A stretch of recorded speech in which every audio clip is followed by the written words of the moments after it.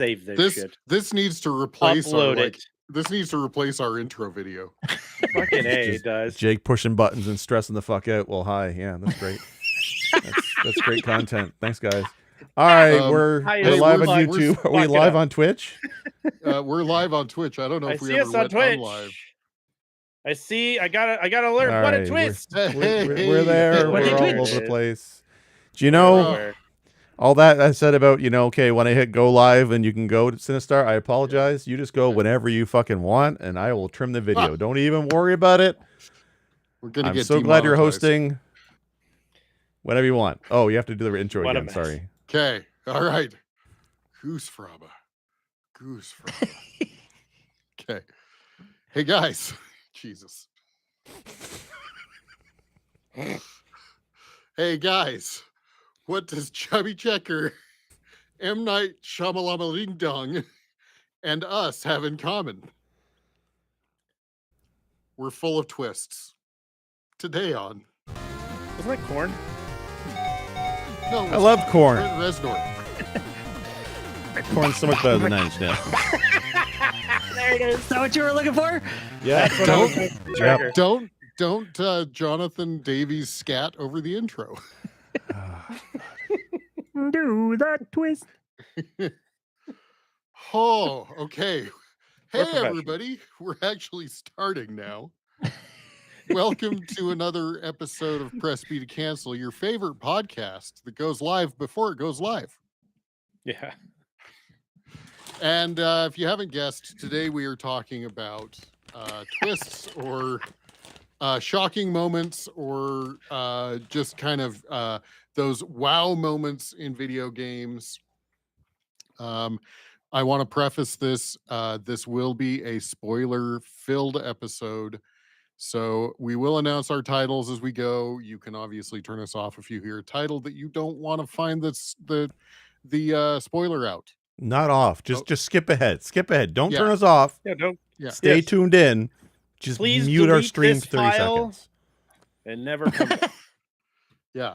So anyway, I'm your host today, Sinistar. I'm not alone. I'm joined by 3 of my favorite people. Chard, tell us all about the new 9 Inch Nails single. We've got 20 minutes. Let's go. I could fill 20 minutes too about this song.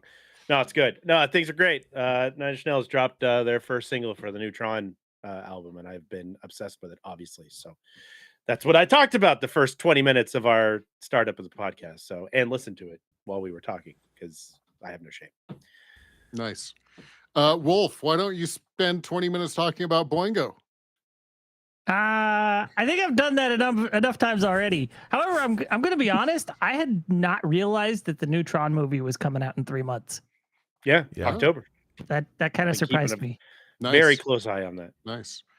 And Jake, spend 20 minutes talking about Circus Charlie. How can your favorite song? How can I sum up Circus Charlie in 20 minutes? That's easily a 5-part mini episode, and I'll do that when we start our Patreon again. That's what we're gonna do. Oh God! But yeah, we're never gonna have Patreons. We never did anyway.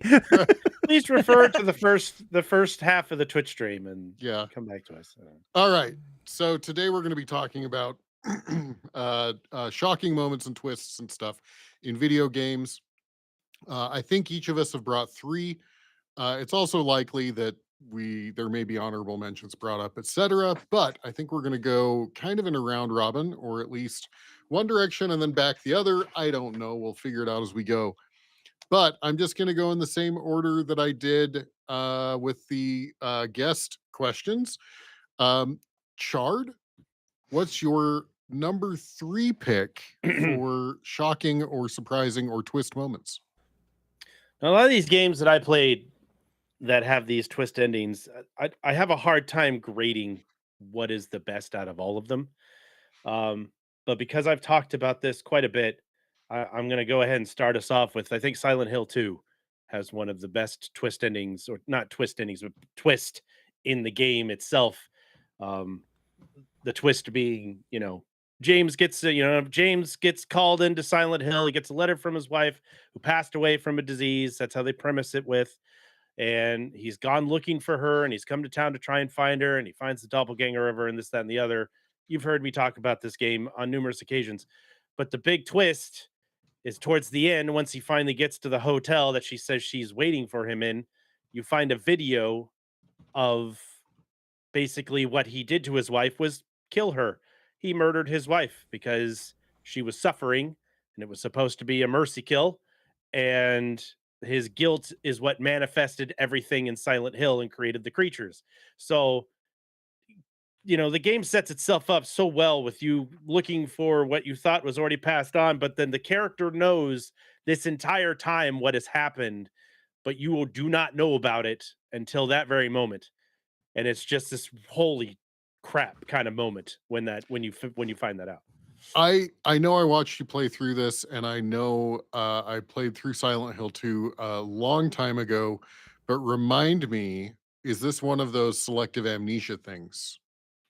Does James not remember, or I think it's less that he doesn't remember. I think it's more he doesn't understand, and maybe there's hope that what had happened didn't really happen. I don't think it's a selective amnesia thing. I think he knows the entire time, and that's why he seems so inquisitive. I mean, aside the fact that you get a letter from your dead wife, that's still it's very inquisitive to begin with, but knowing that you're the cause of it and then being like, what the hell is going on? Is this some kind of sick joke that's going on? And it is a sick joke because the town is totally, completely possessed and literally rules by his guilt of what he did. Each character is a manifestation, or each creature that he runs into is a manifestation of the guilt that he is feeling for what he did. I've read so much into the lore of this game after I've played all these fucking games that there's some crazy shit going on. I think I blocked that part out when we talked about this game in an episode before. So those naughty, scary nurses are just manifestations of his guilt? Yes, wait, you don't have those manifestations? They are asking for a friend. And this is coming from, and we're gonna reach out of the PG-13 area here a little bit, but they are hypersexualized manifestations of his bottled up guilt and lust. And there's a lot of that because, his wife is dying of an illness or human, blah, blah, blah. Like it makes him a terrible person, but it does and it doesn't. I don't know. The twist in there is crazy. And reading more about just the characters being super hypersexualized in the game is just kind of nuts to me. So the real twist is that it's a Gooner game. It's confirmed. I got it. Fair. Fair. Yes. Did not know that. One of our friends is a big fan of this fucking game. Yeah. Yeah. Very cool. Yeah. I love, whether or not James remembers, I kind of love that reveal on a selective amnesia, or at least some way of kind of making it so that you as the player are playing from a place of selective amnesia. I love the idea of that. Again, whether it's selective amnesia or he already knows what had happened, still the concept of like the town calling him out, like that you can't hide the shit that you did. This is what you did. And him being like, fuck, and then trying to redeem himself throughout the whole thing. Because it really is him trying to redeem his guilt, trying to fix what he fucked up, good, bad, or indifferent. It's just a man trying to redeem himself. And he never really gets it. I mean, he never honestly, even at the very end, if whatever ending you get, there's really no redemption for James when he leaves Silent Hill. There really isn't. Either he falls in love with his manifestation and takes it away with him, or he finally comes to the conclusion that I did this shit, and then he walks off with Laura, the little girl, or he finds a dog wearing a headset controlling the whole thing. Depends on which ending you get. All right. The best one right there. And that's a real thing. That's a real ending, by the way. Yeah. We'll get to that one day. Very cool. So Silent Hill 2 remake and original, either one, it doesn't matter. Yeah, the story works for both of them. Excellent. While people are listening or watching, I forgot to say this at the beginning. We have not told each other our picks, and so there may be duplication. We're going to find out. So please refer to last week's pattern. Yeah, it's the tier pressure format. Tier pressure format, yes. All right. Very cool. Well, Wolf, so I have to fix that. what is your number 3? My number 3 is Star Wars Knights of the Old Republic. Yes. Hell yeah. The twist in that one, that one got me. That's a good twist. I was playing this, it was still pretty new. I think it was in the first 3 months it was out or something. I'm playing it in my room on my computer. My brother's across my room playing on the PS2. And I'm like super into Knights of the Old Republic. I'm playing through this night after night, right? And I hit the point with the twist where you're going through this game and they're like, wow, we've never seen an adult become a Jedi so quickly. Usually they're from childhood and you're just like, you have no idea who you are because you're an amnesiac, right? And all you know is Bastila has treated you like shit the whole game. Right. Yep. And you don't know why. Like, and she's the good one. Yeah. Right. Yeah. And so finally, at one point, the game reveals that your character is Darth Revan, the big bad that they've been telling you about the whole game. Right. Yep. And that hit, and I was like, oh, shit. My brother's like, what? And I'm still just like in stun lock from this. So I'm still, again, I'm like, oh, shit. What? Yeah. I'm like, I'm the big bad. I'm the asshole. It's me. It's me I this was whole the time. asshole the whole time. I think I actually said, I'm the Sith Lord. And he didn't know a shit about Star Wars. So he was like, I don't know what that means. Sure. Sounds good. All of a sudden, you're that skit from Mitchell and Webb. Look, are we the baddies? Yeah. Yeah. That's good. That's a great nice. one. I remember playing that. I played that on the original Xbox, and I got same thing, same as you. Was that stun lock? No freaking way, because it's just it is so well covered and so well hidden from you that entire time, and you get the option, right, because it gives you the good or bad stuff, right, to work with. So you can make your choice. You could either go back to being the same asshole that he was, or you've done this nice redemption of becoming a Jedi instead of becoming a Sith Lord again. So then it leaves you all these options for the ends, because that was one of the earlier games that allowed your choices to determine how the rest of the game is going to be played. And I fucking love that. I think that is fantastic. Good. Yeah. And once again, another selective amnesia, right? Yeah. Yeah. That seems to be a cause of a lot of plot twists, is amnesia. Yeah. Well, I mean, so Final Fantasy VIII. Nobody's gonna pick that as a twist. There's been a twist and just bad writing. I'm sorry. Yeah. For those that don't know, Wolf in his background has Robot Chicken, M. Night Shyamalan's "What a Twist" over and over and over again.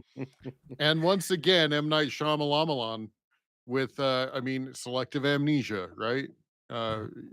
Sixth Sense was all about selective amnesia.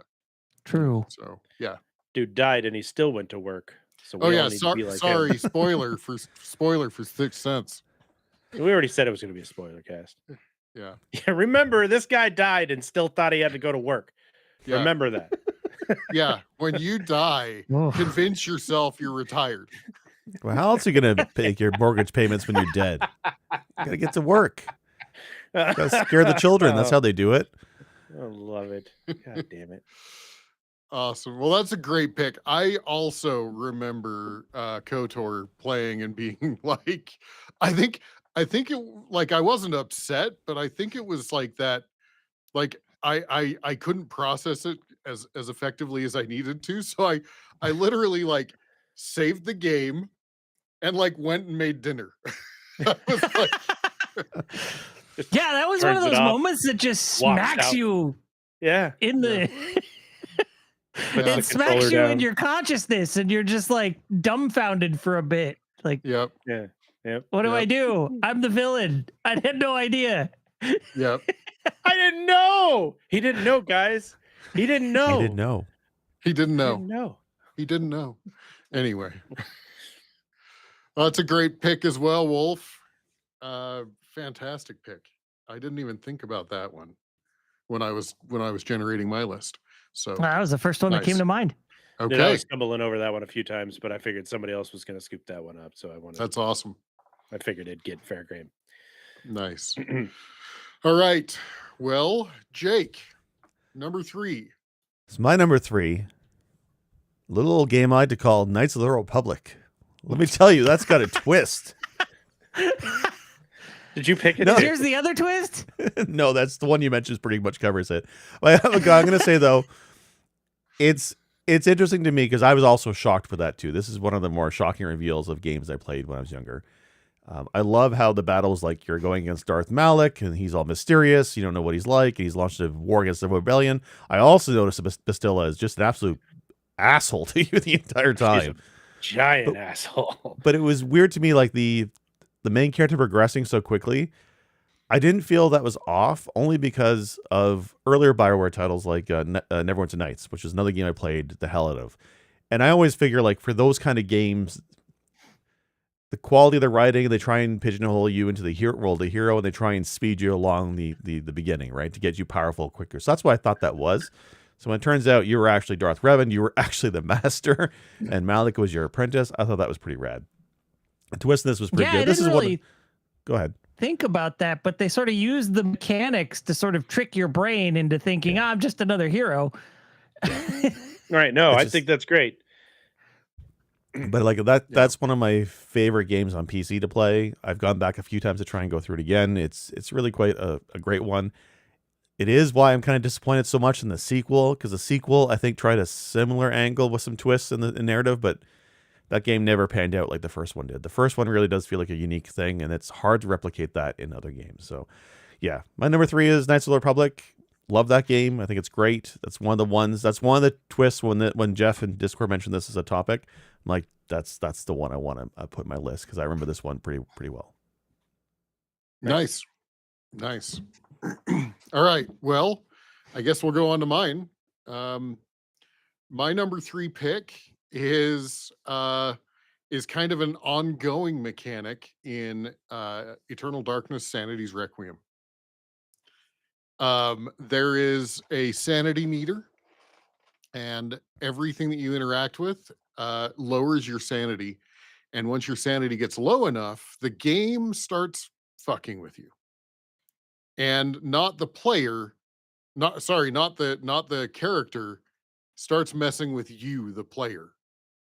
Like, Okay. at points, it'll bring up a volume bar that looks like a television volume bar, and it'll lower the volume on you.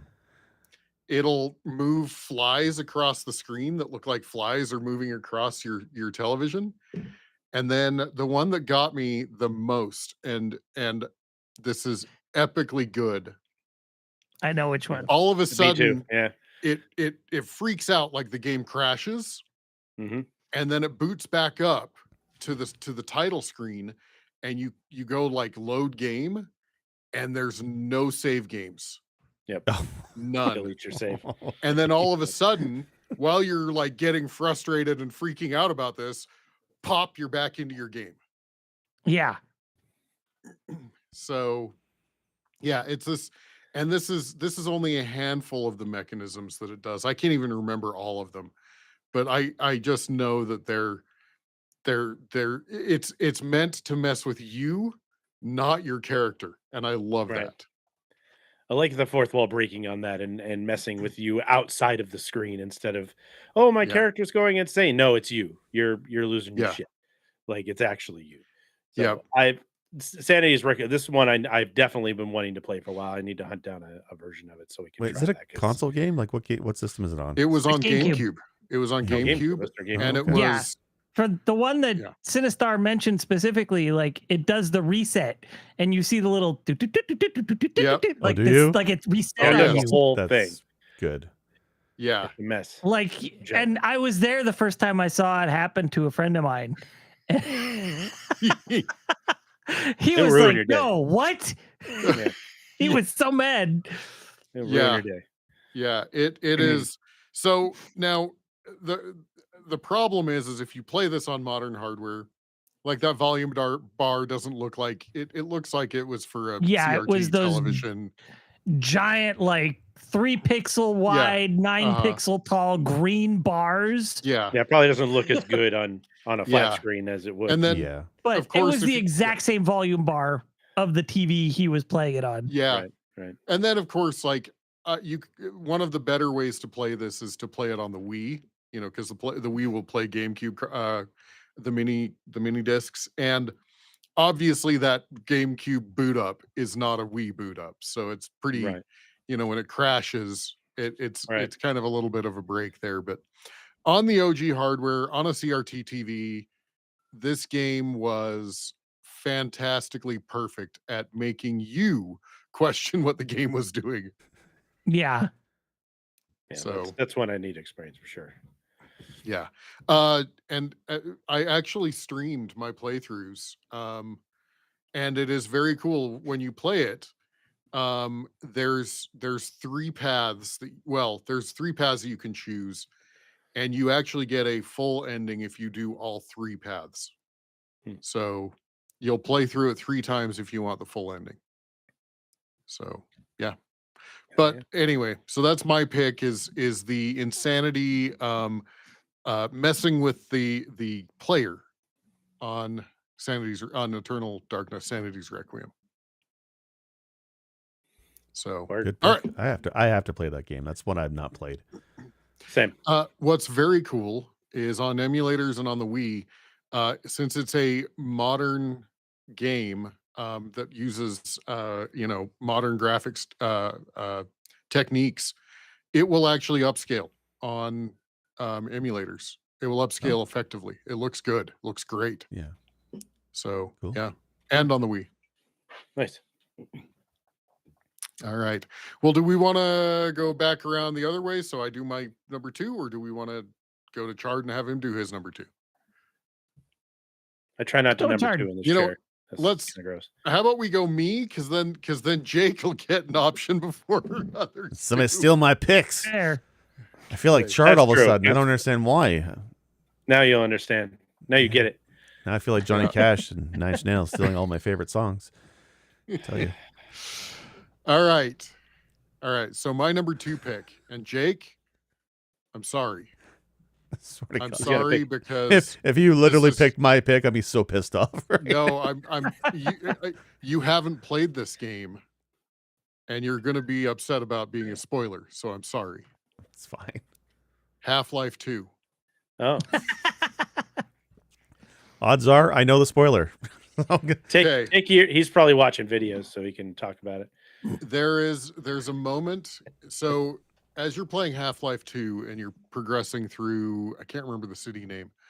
At one point you get, and I always have to look it up, the 0-point field manipulator, which is essentially they call it the gravity gun.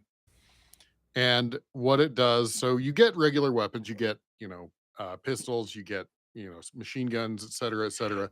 But the 0-point energy field manipulator is really cool because you can, anything under a certain weight, it will grab. So like you end up in an area, you can like grab saw blades and launch saw blades at enemies with this thing. Cool. Yeah. You can, and then as you progress through the game, at one point you end up in this area where what's the term? Oh, you end up in what's called a confiscation field. So you're playing it, and all of a sudden, all of the equipment you've gotten, the guns, the gravity gun, they all like launch out of your person, and they're there hovering in front of you, and this confiscation field starts nuking them. You watch them like evaporate into like energy. Mhm. And then finally at the last item, your gravity gun it gets hit by this field, but instead of disintegrating, it starts shooting additional lightning bolts and everything out. And you're kind of like, oh, what's going on? Am I gonna die? Am I getting cancer? Not Like the you do. twist that anybody wants to hear. Right. Well, the twist Gordon Freeman is, gets cancer. yes. That's the No, DLC we don't want. The twist is this weapon gets broken in the best way possible. the absolute best way possible. It then gets referred to as the super gravity gun.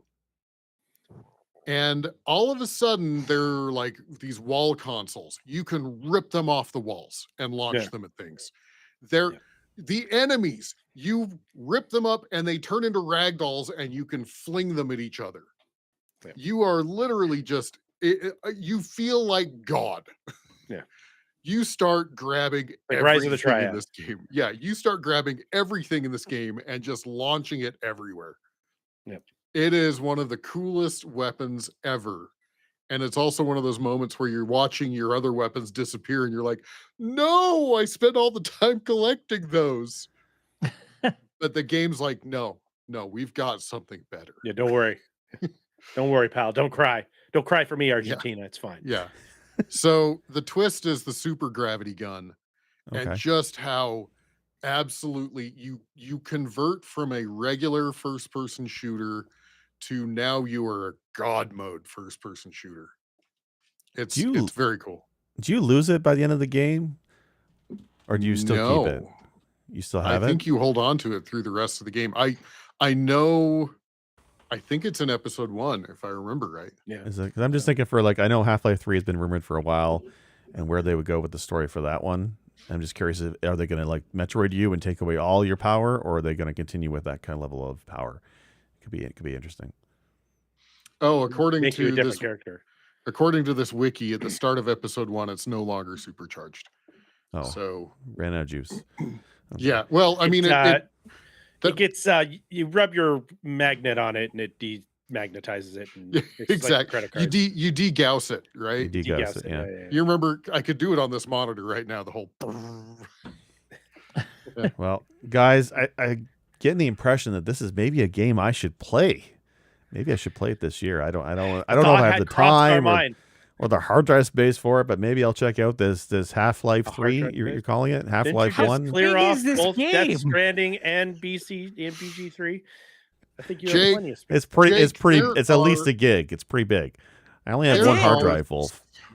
That's it?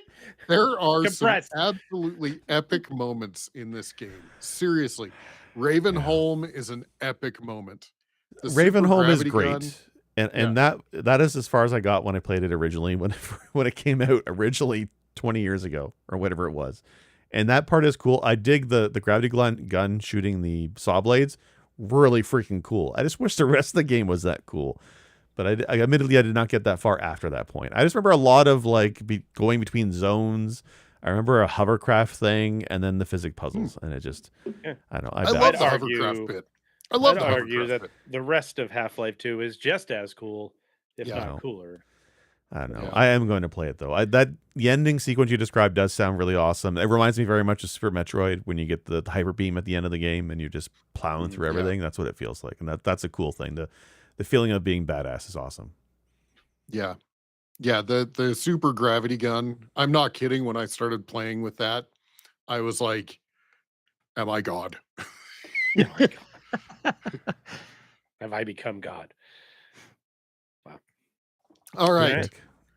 Thank you. You should play Half-Life 2 someday. Jake's like, my second game twist is none other than Half-Life 2. Fine, I'll uninstall Street Fighter 6 if it makes you guys happy. I'll do it one more time. Akuma can wait. How's that diamond rank coming along? It's a work in progress. All right, Jake, I think you were up for your number 2 pick. Yeah, so thankfully you went first in a star because there's no way it was going to be Half-Life 2 as my next pick. And my pick is not, I guess it's technically going to be Mass Effect 3, but I think it applies to the entire Mass Effect franchise. In terms of the narrative and the twist of that is, hopefully everybody here has played Mass Effect as a game. It's one of my favorite franchises, favorite trilogies. I really do wish there was a 4th game, but no, never happened. There's a drama. All right, calm down, Shepard. But in Mass Effect, the overall idea is that there's this evil race of aliens called the Reapers that are basically eradicating human life across the universe. And the twist really is that you find out maybe the Reapers aren't the problem after all. Maybe they weren't as evil as you think they are. Maybe they're just misguided. The idea with the Reapers in the universe, the lore, is that there's this pattern, a cycle where organic life, progresses, evolves, and advances to the point where they create sentient life, right? AI and robots and synthetic creatures that eventually are enslaved by the organics. Then the synthetics rebel and usually wipe out the organics, and then the synthetics would take over. And it's that overreaching cycle. So the idea is with the Reapers is I can't remember how often it is, like say 10,000 years, they go across the universe just destroying everything. But they collect a little bit of everything that's sentient, and then they kind of harvest it and archive it. And if it's certain amounts, they'll make Reapers that are in that image of that creature. So it's almost like collecting bugs for the jar in the Reaper's side of the universe, but wiping everything out. The old Reaper jar. Clean. Yeah. The Reaper jar, It's totally not a sexual reference. I get it. It's fine. Wow. What's also really cool twist with this, though, it bothered me when I played it originally because this was in the DLC, the Leviathan DLC, which is that you have to play it to appreciate Mass Effect's universe. But then it explains the origin of the Reapers. The Reapers look like squids, and that's because of the Leviathans. The first major organic race in the universe was the Leviathans, and they basically enthralled all the other races in the universe and basically had them serve them. But the Leviathans realized every so often one of their thrall races would invent synthetic life, and synthetic life would wipe out their thrall race. So the Leviathans are the ones who said, hey, we can't have that. Let's invent an artificial intelligence that will manage and take out any of our thralled races that get that far and wipe them out. But the Leviathans didn't realize that the intelligence they created was also a threat, and realized that the Leviathans were the problem all along. So the intelligence they had created realized that the really real way to save the universe and the galaxy is to kind of lock in this cleaning cycle where they wipe out everything every so often. So that was the twist, and it's in that DLC. You play the game nowadays, you get the Legendary Edition, it's all built in, it's all one package, but back then you had to have the DLC for Mass Effect 3. And I thought that twist was just jaw-dropping sci-fi at its best, right? And like I say sci-fi, I mean sci-fi, but it's not just confined to like the best movie or film or game, but sci-fi in general. What Mass Effect did with its story and the Reapers and that cycle of organics versus synthetics, I thought was really freaking rad. That's very cool. That's cool. Yeah. I have not played 3. I've played 1 and I've played 2, and I've beaten either. I specifically remember.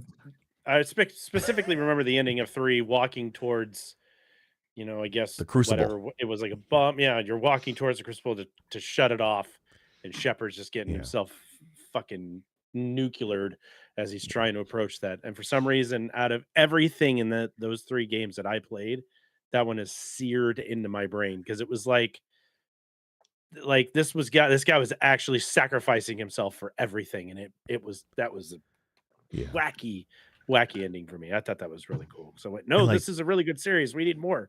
Why? Don't kill him off. We need more. This is really good. And this is the thing. And like the ending of Mass Effect 3, and I will not spoil the endings, but you get to pick 3 endings, the 3 version ways of saving the day. All of them are very thought-provoking in a way that is interesting. But when the game first came out, they maybe not as satisfying as people wanted in an ending, right? But I mean, for me, Mass Effect was always the journey, not necessarily the ending. But it is at the point where I love Shepard as a character. I love how it's the same voice actor or actress, right? I always did FemShep. And just such an epic journey. And after 3 games, I was good. I don't know where else they can go with it. And they tried with Andromeda, and that didn't do so hot for them. And they're going to do another one. They're making a 5th game. I don't know what that's going to look like, but something tells me it's not going to be nearly as epic in scope. I mean, how could you do a game as epic in scope as the original 3 Mass Effect games? It's why whenever I hear rumors of a TV show, I just cringe. I don't want them to even try. I feel like on its own, the franchise is great, but to try and adapt that to a TV show or something or a movie would be worse. And I think they would just ruin it. I don't think they could capture what they did with this story. But hear me out. Seth Green. Maybe if you add in Jared Leto, then we got something. Because Seth Green is already in Mass Effect. Yes, he's he's great in it. Yeah. No legs. We've already got one actor picked. Just dig up Keith David, get him in there too, and gosh, who's the guy from Aliens and Millennium? God, Lance Henriksen, is that his name? Yeah, get him in there, dude. Yeah. The voice acting was great in that game franchise. It really is second to none. I love that franchise. It's just like KOTOR 2, right? It's just like, where the hell do you go after KOTOR 1? And like, you just can't do it. I did not expect Mass Effect to suck me in as much as it did. I bought the game and I was playing it, and then I found myself 20 hours later just enthralled by everything that was going on in this game, to the point where it's like, I have to go buy the second one so we can keep doing this. And then it was like the third one came out. It's like, I gotta get this, because they marry so well together that it's just so damn good. It's a really good series. I need to stop dragging my feet and play it again. I do have the Legendary Edition. The tricky thing too is like all three games gameplay wise are fairly different. The first one is more RPG than anything else, but the second one is more actiony. Than the third one is basically an action game, and that's kind of jarring if you're playing them back to back to back. Is the change in genre almost, but it's still a solid series. Definitely one to go through. Game. Yeah, very good game. Nice. Good pick. Yeah, good pick for sure. All right. Wolf, how about your number 2? Okay. I had one I was gonna go with, and now I'm kind of on the fence about it. I don't Mass know if Effect? I want it to be. This was the twist all along. This was Eternal the twist Darkness? all along. In talking about endings just now, Jake reminded me of another one that completely escaped me this week. And so now I'll stick with what I've got and I'll make it an honorable mention, I guess. Okay. So my second pick is Resident Evil Village. Damn it. That's such a good pick. I was thinking, I pulled a you, Wolf. I'm not spoiling anything for anybody because it's not one of my picks, but I was thinking about it during this time while we were live. But I'm glad you picked it. So is the twist the hand juice? So you're going through this game, and you know when you play through when you say hand juice. It's okay, we're an audio you play podcast. Through Resident Evil 7, and there's a moment that's kind of like, holy crap, right? It's early on. It only really happens the one time. Resident Evil 8, I have subtitled Poor Ethan's Hand. Yes, because it's over and over and over, and the guy just keeps going like he's the Energizer Bunny, right? And then you get through a point to the game where you find out why. Dude's dedicated. He's not even human anymore. Yep. You're not the original Ethan Winters. Ethan is dead. You are fungus. Mm-hmm. What? Yep. Mm-hmm. Yes. Yes. Like yes. That's what it was. Like okay. like cordyceps. Cordyceps. Okay. Yeah. Huh. Yep. So Crazy the hand twist. thing makes sense then because he's not really human anymore. He's dead. And that's okay. That I'm I'm glad narratively it makes sense. Why he's able to take so much of a beating in 8, because it's kind of superhuman how he can just keep going. And it's like, he was an average Joe. He's not Chris Redfield. How is he doing this? Right. And then that explains it, is because he's not human. Okay. Yeah. No, that's a great twist for sure. I need to play that one too. I never did play those two. Gosh. I mean, it was like I said, I was humming around it going, God, I remember that twist going, no fucking way. And then you going, of course, now it all makes sense that that's happening and how he can do all this stuff. Yeah. It's just a super setup, because you're just playing a video game. Yeah. He's getting his hand cut off. He's reattaching it somehow. Yeah. Just rub some dirt on it. He pulls himself off of hooks by pulling them through his hands. Yeah. What is this, hostile? Yeah. Oh, and he can still fire a gun. That seems perfectly normal, that his tendons are totally severed, but all the guns work. Like, it's just shit. Look, one of the things that was extra silly until I learned that was when his hand gets chopped off. It's not just his hand; it's part of his sleeve. Yeah, it's arm up. No, it's like here, right? But it gets the end of his jacket sleeve. That's and he reattaches all of it, including the jacket sleeve, uses that juice, and everything connects back together. And I was like, how did that happen with the jacket? And that's a great jump. That's also a great shock when she catches him pulling on the lever to get out and fucking hacks his arm off. Like right Yeah. there. That's one of the best fucking scenes in that whole game. We're like, oh crap, she got me. Like, it's just so good. God, I love Resident Evil 8. All of a sudden, you're Ash Williams. You're like, it got into my hand and went bad, so I had to cut it off. Yeah, essentially. Like, it's crazy. It's The a whole franchise game's where like- they heal by chewing green weeds, like green herbs, Yeah. red herbs. So like when I Yeah. saw you Go playing a little herbs, bit of bro. it, and I've seen, I think Chart I saw and Wolf, I've seen you both play a little bit of that game. And I just thought, oh, it's just video game logic. Okay, it's fine, it's Right. stupid, but it's Capcom, it's Resident Evil. They do crazy shit like that all the time. To find Right. out now that there's actually a narrative reason for it, that's actually really rad. That makes me appreciate what they did a lot more. Yeah. Yeah. Yeah. Yeah, you take some lessons there, Kojima. The hell is wrong with you, man? What, shit Fuck. and piss grenades don't do it for you? Come on. I'm gonna Makes do it total because I sense. can. That's fucking ridiculous. Ghost baby abortions? sorry. Come on, it makes total sense. That game's great. What's wrong?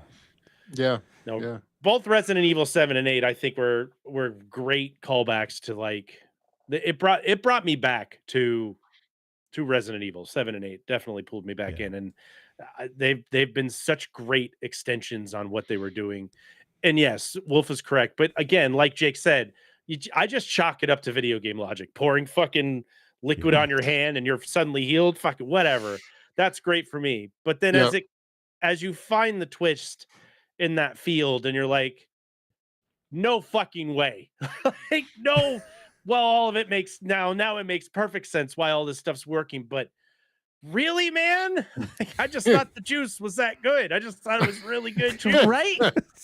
That's some good Pomegranate's got juice. fucking electrolytes in it or some shit. I mean, this stuff's working overtime, but What fuck you, Rocky's Gatorade, we got Rocky's the healing coach- juice. Rocky's coach is in the corner. Just shake the juice Yeah, on it, Just Rocky. shaking the juice. Fucking crazy Gatorade on fucking steroids, Powerade, crazy shit. But no, that's Yeah. fantastic twist and fantastic game. All right. Well, after that, Chard, what's your number 2?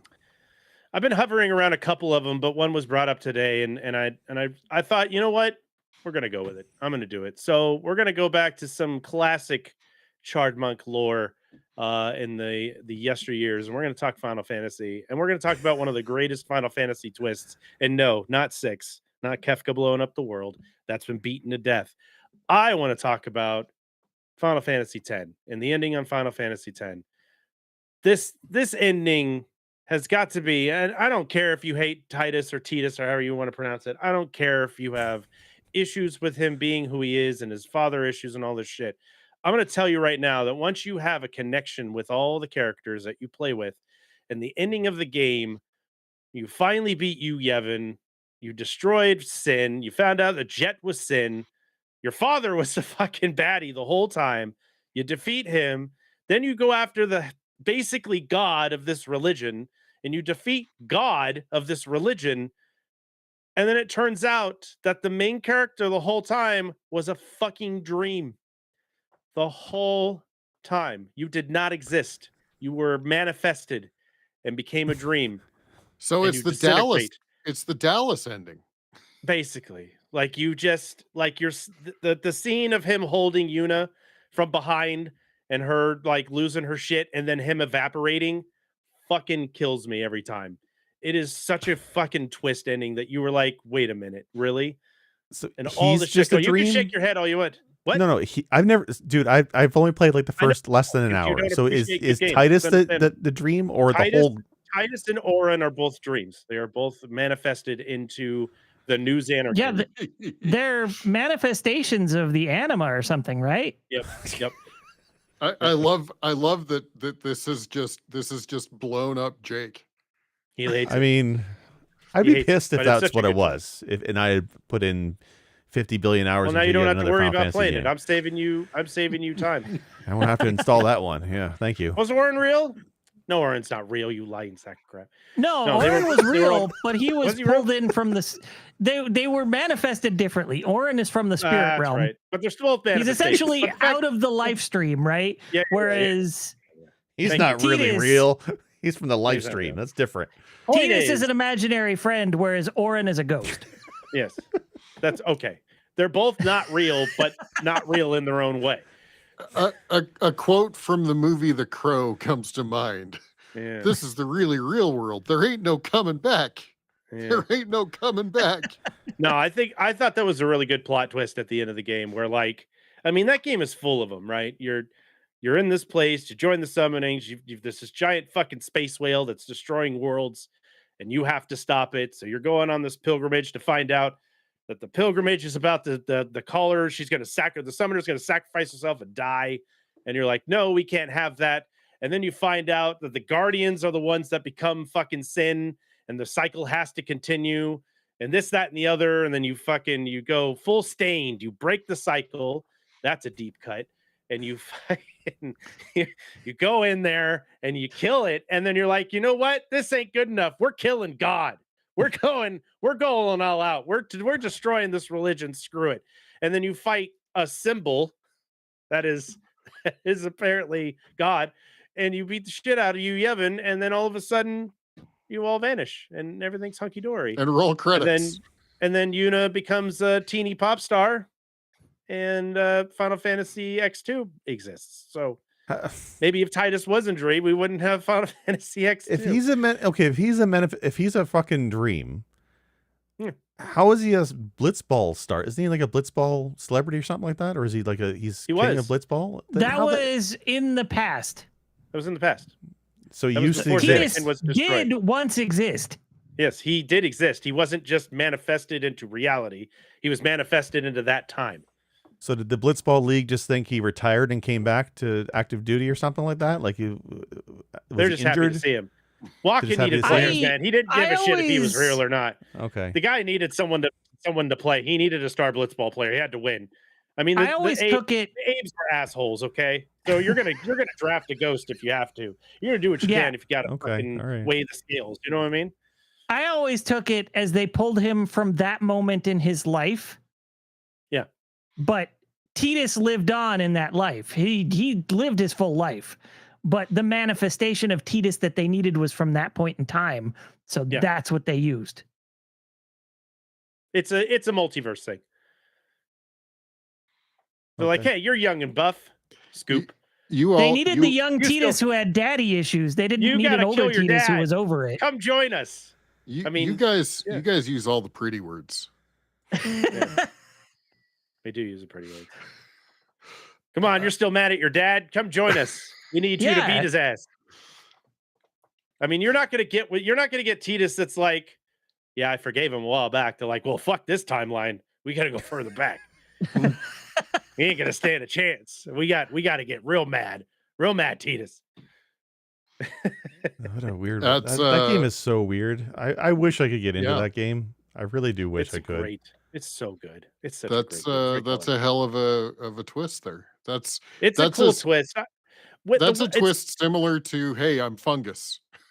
I mean, right? When you look at it, you're like, if someone told you that, Jake, like I'm telling you, you'd be like, that's fucking stupid. But if I told you that Ethan the entire time was just a big fungus being, you'd be like, that's fucking stupid. But when you see it shown, when you watch it get done, you're like, all right, there's some emotion behind those. There's some pain behind those eyes. Like it's just really well executed because two people fall in love and that person's not even real. And you're like, damn, this girl can't even get a real boyfriend. Well, sucks. Guys, I hate to break it to you. I got a twist of my own. We've been talking to a ghost all this time. Yeah. I didn't dream you. It was me. Where did we pull Jake? What timeline did we manifest Jake from? We needed this podcast. We needed an angry Jake for the podcast. We needed a Canadian. We needed a non-American for this podcast. Yeah. We tried to go for an older Jake, but he was like, sorry, I was busy. And at that time he had forgiven Dr. Pepper and was drinking it heavily, and we couldn't have that. God, I hope this doesn't mean I have to go and play Blitzball because I'm a bit rusty. God damn. If you can hold your breath underwater for that long, you're good to go. God, what a game. Okay. Well, I think wow. 10's good. It's a good one. It's a great one. Yeah. I think So on that for that, Wolf. we need Thank you. to move along. Yeah. uh, that was a great pick. That was a great pick. Yeah, it's a Okay, good pick. so Chard, since we're Yeah, going I can back tell. around the other direction, Chard, what's Titus your or number 9 Inch one? Nails? Is 9 Inch Nails really better than Oh, Nine Titus? Inch Nails. 9 Inch Nails is Okay. better than everything.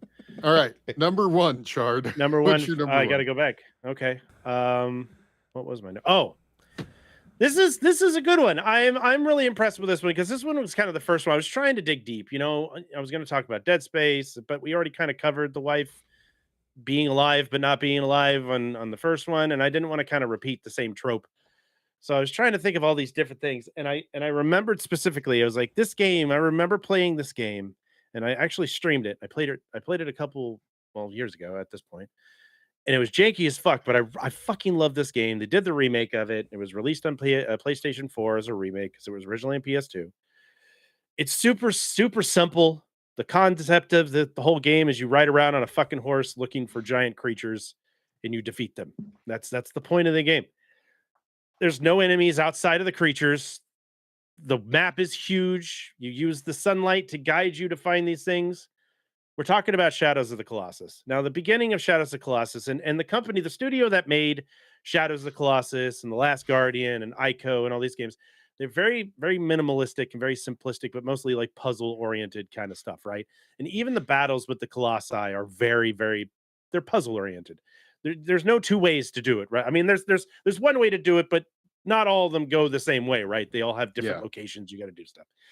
But the whole premise of the game is that your loved one has fallen. She's no longer with you, and you've been told that if you can defeat these 8 or 9 colossi, that you will get the power to resurrect your loved one. So of course, I'm going to go do that. And that's it. That's your goal. You're riding your fucking horse out. You're doing these epic, amazing battles with these fantastically designed creatures, and you're killing them one by one. And each time you kill one, you get a little bit more power, and a shadow shows up, and all this shit's happening, right? And you get to the very end, and then this army shows up, or the shaman shows up, and you find out the fucking twist of this game is insane. You find out that at the very end of the game, there's a demon that's been talking to you that says he will grant resurrection to your loved one if you defeat these guardians. But you don't know that he's a demon trapped, and these guardians are keeping it sealed in its prison that it's in.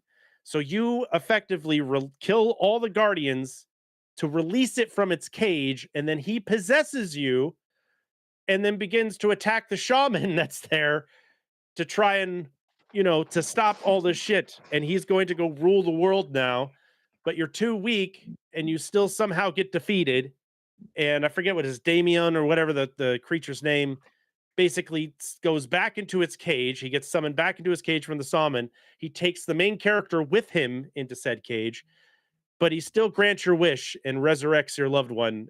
And she is left by herself with your horse to find what I can only assume is a hybrid baby demon of you and the demon at the end.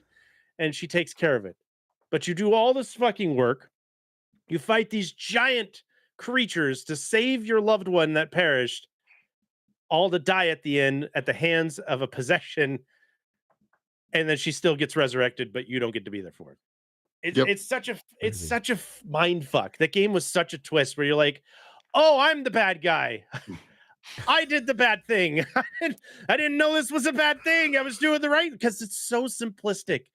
And to me, in my brain, in my feeble mind, if someone was like, listen, to resurrect Rogue, you would have to go through all this stuff and get it done, and I would fucking do it without question. I don't care what's going on. I don't care the ramifications.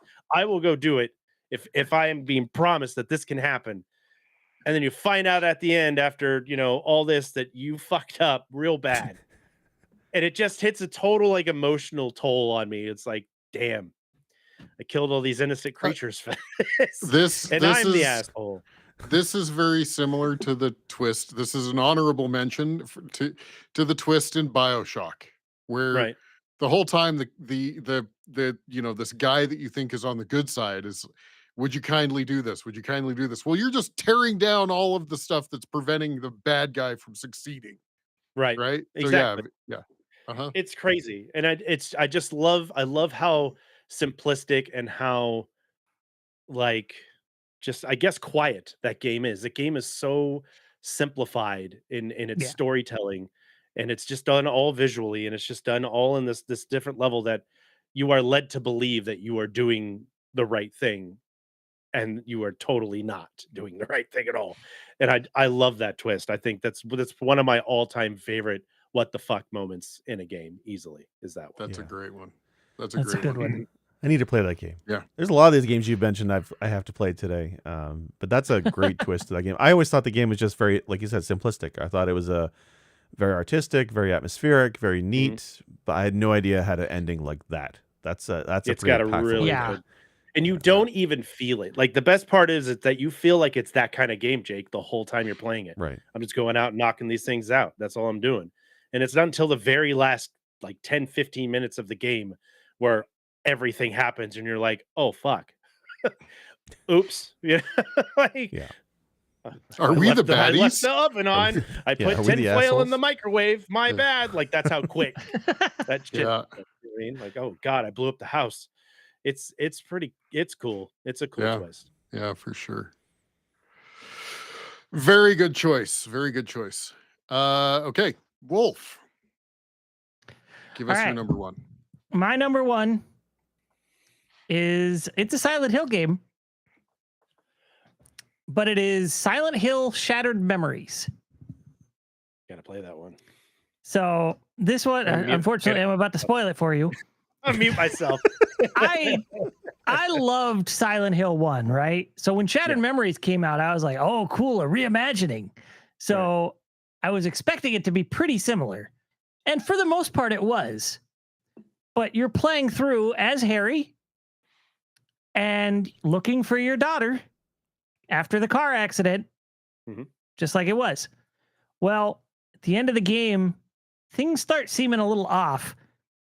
And it gets you're going through the game and you're sort of doing what seems like a flashback or flash forward where you're playing as Harry and then you get to be like first person therapy sessions. And so you're assuming that these therapy sessions are Harry either before or after the incident, right? At the end, it come to find out that the therapy session is not Harry, it's his daughter. And she's already like 18, 19 years old. Right. And she's trying to come to terms with the fact that her father, Harry, died when she was a little girl. That's cool. So the whole time you're playing as dead Harry, who is a manifestation of her fucked upness that she's telling. Silent Hill is using her therapy session to generate this Harry and to try and find her. That's cool. So Harry is dead this whole time, and it's his daughter that did it, and she didn't know it. That's cool. Yeah. That's cool. Beginning to think Silent Hill's not a great list. place to take a vacation. Just tell me. Like, Well, how come nobody's in nuked one, this it town? wasn't a vacation. In this one, she lives there. Right. Right. Okay. And so it sort of explains all the weird shit that's happening in Silent Hill in that way, is that he's in a spirit realm. It's not completely reality for him. Why it keeps shifting. Yeah. Right. No, it makes sense. That's cool. So it's really cool because, you know, in the original, it's weird shit that happens with a cult that all of a sudden your little girl is now reincarnated as a baby, but it's obviously not the same person. I don't understand what happened in the original. Yeah, the original is Shattered Memories. A little messy. In Shattered Memories, it's kind of a really heartwarming but sad ending where she actually gets to say goodbye to her dad that she didn't get to do when the car accident happened, when he originally died. Right. It's so emotional. It's great. Yeah. Shattered Memories is still my favorite Silent Hill. I'm so sad that it's either the crappy PS2 version or the weird Controls Wii version. Yep. I would love to see a proper remake. Yeah. That's a cool twist. That's a cool twist. Like that. What they twist. Yeah. Awesome. All right. Well, Jake. My number one Gosh. Okay. Silent Hill's a good one. So I'm hesitant because I'm trying to decide how. I don't want to say too much on it because it's not a new game. It came out a few years ago, and it's Tunic. There's been a number of indie games that I played over the last couple of years. We've all played it, so we're fine. Yeah, we're all fine on this podcast. But those listening, if you haven't played Tunic by now, I guess stop now. No, put us on pause. Go play Tunic, and then come back in 50 hours and finish this episode. We'll wait. It's okay. No, you don't have to. We'll be here for you. Don't decipher the music. That'll take too long. Hey, there's guys, a few indie games I timer. played. Yeah, there's a few indie games I played recently where there's been mindfucks or big plot twists.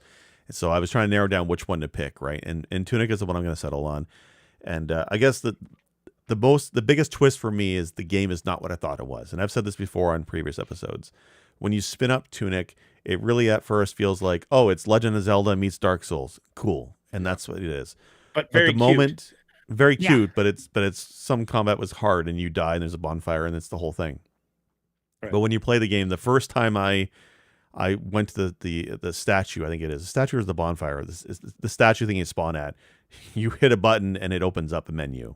Or the first time you walk on a teleporter, the yellow squares, and you realize, oh, I hit a button, it's actually a teleporter. Because the game doesn't really tell you any of this stuff. The way that the mechanics of the game is there's an in-game manual that is very much a callback to the old NES-style game manuals. So it's not in English, and you have to get it page by page and collect it. And as you get each page of the manual and build your manual of the game, you learn about the mechanics. You could accidentally stumble across mechanics. I've done that as well. But it's neat how it's all in the game. You just have to explore and find the pages to this manual. But the big twist is at the end of the game, when you fight what you think is the final boss, it's a bullshit hard fight, even for this game. And it got to the point where I hit a point in the game where I got tired of the combat and I was more absorbed with the puzzles and the kind of the story, even though there's no speaking, but there's story. So I just turned off damage because it has a great accessibility menu of changing things. So I turned off damage just to beat the boss and see what happens. And that's when you realize that's not how you get the real ending. And that the real twist is how you unravel the ending of Tunic. And is so much more of a game than that top-down Zelda clone with a little Dark Souls. It's not that. That is not the game at all. And that's been the hardest thing to sell people on Tunic. If you haven't played it by now, I really wish you would. Because it is not what you think it is. If you don't like Souls games and you don't like Zelda games, you can play Tunic and just realize it's a great puzzle game. And that's the twist for me. So a bit of an unusual twist, and I know we've all played it. I think we all like it. I mean, yeah, I'm pretty sure we all love it. We have your brother made a little right there the monoliths, which is cool. I have on my shelf behind me. So get your bingo cards out. There it is. Yeah, you got our monoliths. Yeah, like it's one of my favorite games. It's a game I hope never gets a sequel because it doesn't need one. It's very much a standalone thing, but it's such a great trip and such an awesome change. I would expand on it, and I don't think this is going to spoil it, but I would expand on it that to me, I guess I would distill it down to when you figure out why the manual, that's the twist. Yeah. I mean, yeah. When you think, again, it goes back to like Shadows of Colossus, when you think you're doing the right thing and you fight and you find out you are not doing the right thing and you actually regret, like as a person, as a human person with a soul, and you beat that final boss, I have never felt more bad at the end of a game in my life. Like it is so well done, and it's all emotive. It's not there's no talking, there's no discussion. It's all based on this 3D top-down facial expressions that these characters are giving you, and they're not even that detailed, but you feel every single bit of regret and doubt as you're playing this game going, am I doing the right thing? I've never second guessed myself. And he's right. And of course, I'm the guy that likes the Dark Souls stuff, so of course I'm playing in the hardest fucking mode possible because that's how I do things. And I beat that stupid game with the hardest mode possible, with none of the handicaps put on, and I still hated it. I was so proud of myself that I beat that fight and went, wait, no, I was wrong. This was all wrong. Yeah. So play Tunic. Play it. Absolutely play it. It's Tunic is a yeah, fantastic pick. so Tunic good. is, yeah. Yeah. That was like a collective game of the year for I all I of us. feel I think like so. Yeah. Yeah. I feel Yeah. like that entire game is a twist because, like, It Yeah. is. It really is. seriously, It's a lie. That game. If yeah, a game has ever lied to me, and I'm not mad about it, Tunic is the one. yeah, I was lied to that entire freaking game. I played it because it every time I thought it was one thing, it turned out to be something else. yeah, Every single step I took was insane. Like there's yeah, points in that game where you do a dungeon or something, and multiple times I've done a dungeon, and when you exit the dungeon, the exit is right near the entrance, and you could have just skipped the entire dungeon if you had only known that that's where it was. Yeah. It does that to you Yeah. Or, so many a times. shortcut somewhere in the Yeah. middle. yeah. Yeah. But it's like it's a game where like even the sound files of sound effects in the game are a secret. Like everything's Yep. an Easter egg in that game, and just from top to bottom, just everything's a twist and turn, and you never know what to expect. All from a very like when I remember the previews of that game, you're like, oh look, it's a Zelda like. I love Link's Awakening. It's gonna be like one of those, and it is everything besides that. Like it's so much more. It's really really great. Right. Yep. That's great. Then there was That is decoding the great. language. My God. Yeah. It Yeah, goes Wolf, down deep, Wolf man. went deep, folks. Wolf went deep. Well, yeah. Yeah. Yeah. Awesome. Right. All right. Well, I guess we're back to me. And my number one, I've talked about this game numerous times. It's one of my favorite games of all time. Bard's Tale. Bard's Tale. Yeah. Called it. No, I'm It's the kidding. Nine Of Tails of course. PC games. It's Claire Obscura. This motherfucker. You haven't even played that. Don't give me that shit. You know how badly me and I Chard wanted want to to pick talk that about one, that. and we're not. I want to talk about that because that is easily the best twist in a game I've seen. Okay, no. Mine is Batman Arkham Asylum. Mhm. So there is a point, and this isn't even end game, this is mid game, where you end up in a part of the asylum where Scarecrow has basically taken over and starts fucking with you. And like at points you see Commissioner Gordon die, and you know, etc. He's fucking with you, and he's fucking with you. And then at one point, kind of similar to my first pick, which was Eternal Darkness, the game resets. And you press start game, and it replays the intro, except for you and the Joker have switched positions. Oh. So the Joker is okay. driving the Batmobile, and you're in the seat, like shaking and whatever. And then you end up in the intro scene where you were escorting the Joker on a dolly. He was strapped in. Well, now you're strapped in, and the Joker is escorting you.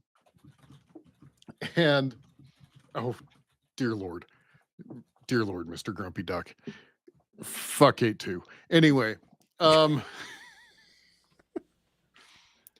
but and what's great, this is so worth, even if you don't play it, just go look this up on YouTube, because even all of the announcements that played during the beginning are now like, members of the evil people that are making the announcements, and they're all this, and the whole time Harley is there kind of jumping around, of course, and taunting and the whole thing, and you're strapped in, and so you are just a passenger as you're watching this. And then it gets to a point where the Joker it stops, and the Joker says, I've wanted to do this for a long time, and pulls out a gun and shoots you. And the game says game over, or whatever it is. Like it game overs. And every single time you get a game over scene in that game, it gives you like hints to like, hey, maybe try to dodge with this, or maybe blah blah blah. And this is my favorite. It's got the controller on the screen, and it says, use the middle stick to dodge Joker's gun. What middle stick? Yeah, the middle stick. Yeah. It's like So R3. anyway, it goes back to the main menu, and then it pops in, and then you're dealing with the kind of, there's a mechanism to deal with the Scarecrow. But just that moment where like essentially opening opening credits rolls and you and the Joker are switched positions and then he shoots you in the face is just so epically. It's one of those. I think the whole time I'm like, the fuck, what Yeah. what the fuck, and then when I he remember that shoots one, you, it's like, fuck. Yeah. Arkham Asylum is the only one that I finished. Yeah, And I specifically remember that scene being like, dude, what in the hell am I supposed to fucking do? Like, I yep, can't beat this. What are you supposed to do? Very well done. I yeah. forget how you get out of it, but I do remember that scene. You end up in those like almost like third person areas where you defeat Scarecrow, where he's the big looming Scarecrow, and you have to do the Right. platforming. That's right. Yeah. So, yeah, and it just one of those moments where whoever thought that up, you're like, that guy's a genius and deserves a bonus. Let's go. Right. Yeah. Anybody that Have you breaks the beat- fourth wall is a winner to me. Have That's you pretty beaten cool. City? Does Arkham City have anything I like have. that? Or I is- have. I don't know. Okay. I beat City once and it was kind of under duress because City to me kind of took everything that I loved about Arkham Asylum and said, let's get rid of it and let's just make it an open world game. Okay. Fair enough. And 'Cause, so yeah. I played through it. I remember beating it, but I don't honestly remember. I remember Enjoying it. Mr. Freeze was a bad guy in it and he sucked.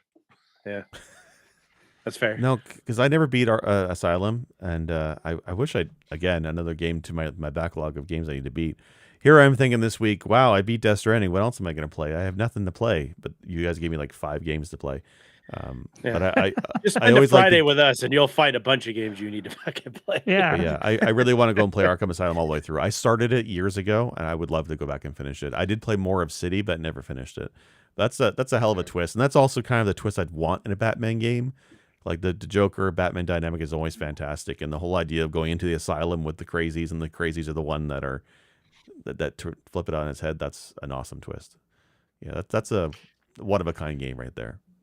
Yeah, and M. Bowser, I want to go back and play Arkham City, in particular because I really had a dislike for all of the games that were being turned into open world games, and it kind of poisoned it for me. Plus, I pre-ordered it, and it was one of the few games that taught me don't pre-order games. And so I want to go back now, especially after playing, like, say, The Witcher 3, which is an open world game that kind of helped me appreciate open world games. So I do want to go back and I want to play Arkham City again and give it a fair shake. You know, it's funny too, because at the time you probably were playing City, not only was open world a bit of a fad and everybody was doing it, but every game that was open world was also probably copying the same combat system that Arkham Asylum brought to the table, right? That whole, well, they had blades and some are tough enemies, and then the dodging enemies. Like there's like a triad of enemy types in Arkham Asylum games, and so many games copied it. Like even Spider-Man, which people love, the Spider-Man games are great. Even that has that to a degree, even today. So I can imagine when you're playing City, how it's the double whammy of same combat, same open worlds. It just doesn't feel as unique as it should be. Yeah. Great. One of the aspects I like, and I know that a lot of people don't about this, but that I liked for Arkham Asylum is even though you go revisit areas after you open up weapons or tools or whatever, it really is on rails, and you always kind of know what your goal is. You always know what your goal is. Right. Yeah. So Good pick. yeah, Lots of good picks. This is These good. are all Yeah. not what I expected. yeah. Good. Finally. Because I'm sitting here at home going, I'm going to pick the same 3 fucking games that I literally talk about every episode. I really need to spice it up. And I did some, I even left work early today and did some digging before I got into my Death Stranding run today. And I was like, yeah, I'm going to get some information about these guys. And then Wolf gave me one 10 minutes before we started. And it was like, fuck. So I replaced my one with that one because it did spread it out a little more. So, because I'm like, I should just do all horror games. That's all I'm ever playing these days. Is fucking spooky games. Let's talk about all the damn horror games with the twists, because those typically have really good twists in them most of the time. Yeah. So it's funny because I don't play a lot of horror games, but here I am with Silent Hill and Resident Evil in my top 3. Yep. Good. And they always have some crazy fucking twist in them. So, and really, that was the twist all along. That is, we are the twist. Yeah. I love how a lot of these picks are either amnesia or you're the asshole all along. you discover it.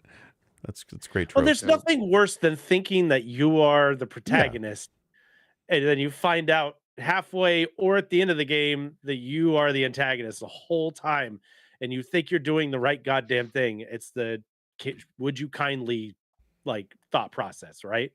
It's crazy, but it's so good. It's great stuff. John Marston's a good pick. Yeah, there's a lot of really good ones like that. The end of Red Dead 1 was insane, an insane ending to me. So those are also very good picks. What's her name? Aloy. That whole Aloy story. Yeah. Right? Yeah. That was a great twist. Yeah. Horizon. Yeah. Horizon had a great twist. And I still haven't watched all of it because I want some of it I want to play through it still. And so I didn't talk about it, so I wouldn't ruin it for you. Yeah, I appreciate that. The one I thought of while we were mid-episode was the Jak and Daxter series. Okay. So you find out in the second game. So there's a few little twists, but then there was one that's my favorite at the end, and I wish Naughty Dog had actually acted on that and made more games. So, the first game, at the very end, they disappear into a portal, and at the beginning of the second game, they've time traveled to what appears to be the future. It is actually the past. You've also time traveled to the past to see a younger version of a bunch of characters from the first game, including Jak. Mm-hmm. You go through the game, you're hearing, you're in this massive city where it was founded by the founder of the city is Mar. There's a war going on between certain classes in the city. It's a mess. Well, you get to the end of the third game, and the third game has two twists. One is what Daxter is actually the precursors. So he was gifted an elevated body, essentially, and he didn't know that until that point. The second twist is Jak is this legendary person, Mar, who there's all sorts of tales about how Mar, traversed the wasteland and took down these major threats and did this time traveling adventure and all this. And the game ends on okay, Jak and Daxter are going to go on adventures, and we didn't get any more. Technically, we got another game. It was not very good. Right. And Jak X Racing, which doesn't count. Sure. Right. Sure. Fair. That's crazy. Nice. I'm sorry to keep bringing this up every time you mention Jak and Daxter, but I'm where's Clank in all of this? Wasn't there 5 Clank games? Different game. I know. Yeah. Yeah. So bad. You ratchet your way out of here. Yeah. Okay. Yeah. Right. Okay. I mean, an honorable mention I'll throw out is the Last of Us ending, which I thought was a pretty cool twist, where the whole premise of the game is Joel doesn't want anything to do with Ellie, and he's just with her because he's trying to get her from point A to point B, and you feel that, and even towards the end, you kind of feel it loosen up, but he's still really hard, like a hard ass to her. And then the very end of the game, they take her in, she's got the cure. But the only way to get it from her is to basically kill her on the operating table because they need to pull it out of her brain. Right. And he goes full fucking Terminator mode on that entire fucking hospital and kills literally everybody standing in his way, rescues her, pulls her out and takes her back. And then says, "Oh, don't worry. Somebody else has the cure. You're not the only one." So they decided not to do it and completely lied to her about, the and whole basically thing. Dooms everyone. The race, yeah. But just to save her. And I was like, that's fucked up, but that's awesome. That's the world. Fuck the world. But I mean, that's fucking cool that, this whole time you're just like, God, I wish he wasn't such a dick to her. And then at the very end, he's like, all right, redemption story. And he dooms the world, but he saves the girl. Like he saves his daughter at the last minute. The needs of the one outweigh the needs of the many. I get it. Basically. I mean, I just thought that was a really cool twist. And I love how he just flat faced where she just says, you know, is it true? Are you telling me the truth? And he, without dropping a beat, yes, it is true. Yep. And that's how the fucking first one's ends. And I'm like, fucking A, I need to buy the second one. God damn it. And I heard it wasn't very good, but I still need to play it. So I need to know what the second one was really good. Was it? All right, perfect. I loved it. I thought it was great. Yeah. So good. Yeah, I need great to play twist. both of those. That's an honorable mention I've thrown in there. Very nice. Two real quick. I'm just gonna say Death Stranding, but I'm not gonna expand on it because we are probably gonna do an episode on it. I will say for those who are questioning Death Stranding, once you get 10 hours in, Chard, you said it in chat, you're not wrong. After 10 hours, you get really interesting. It's not the package delivery simulator you think it is. But we'll save that for an episode. But Alan Wake was the one I almost picked because I beat that last year, and where the whole idea is like you're in this town, you think your wife has been abducted or something, and you're trying to solve this murder, and you realize that you're the one who's been abducted, that you're stuck at a typewriter writing out you're basically the world around you because of this evil entity. That whole mindfuck, that whole twist was really fantastic, and that is an example of a game where the sequel is just as compelling as the first one, and I was not expecting that either. So. And there's questions on there's questions about your character's actual existence being natural, or were you written into existence by another writer? Like this shit goes into some levels of depth that you're like, I didn't expect Microsoft to do this to me.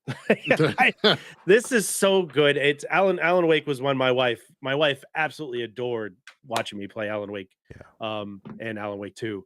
And she was like, you should talk about that one tonight. And I was like, I don't know, maybe someone will have that. And I've got all these other horror games I need to stretch them out. But Alan Wake, fantastic, great twist. The clicker, the whole nine, like everything about that game is top to bottom amazing. So good pick, Jake. I support your decision on that. It was a fantastic one. Nice.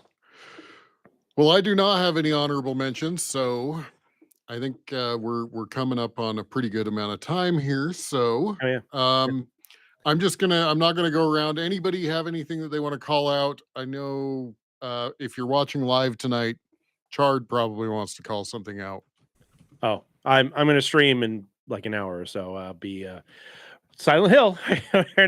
My chat has convinced me to try and badge Silent Hill 1. So we're gonna do RA of Silent Hill 1 and do a couple more playthroughs of the original and get some more achievements, and then try and do a speed run of it and beat it in an hour and 30 minutes. Not tonight. We're gonna practice that, but we're gonna clean up some other things as we play and get some more endings that we're supposed to get, and then just screw around with that. But this basically from here to the end of the year is going to be a whole lot of Silent Hill going on in my channel. So where can people find you?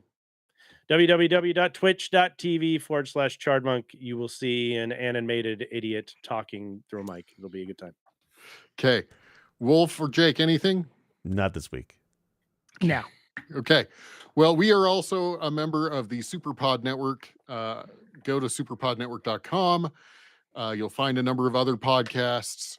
3DO Experience 3DO something with Thrak, and I don't even remember them all. You guys need to start listening to other podcasts. I know you like to listen to us because we like to hear the way we sound, but you guys got to start listening to other podcasts. Listen, my vanity knows no bounds. Jake, I've been listening to audiobooks. Find me time, man. They're audio. You can listen in the background. That's the great thing about audio podcasts. That's the problem. Remember 64? There's a lot of really good ones. I listen to your MPs while I'm working, and I play them 6 times because I go back to work and I realize I don't know what the fuck you just said. Yeah, I know. I also ramble for like 10 minutes on MP, so that's my bad. But, but anyway, superpodnetwork.com. We can be found pressbtocancel.com or pressb.org. And come visit our Discord, comment on YouTube, find us on your favorite podcast services. If we're not there, yell at Jake. And we hope you've had a good time. I've had a good time. Jake is going to go install 17 games onto his hard drive tonight. And none of them Half-Life 2. Finish them all. None of them. I'm going to go play Warframe before I play any of those 17 games. Anyway, folks, we appreciate all of you. We have been Press B to Cancel. With a twist.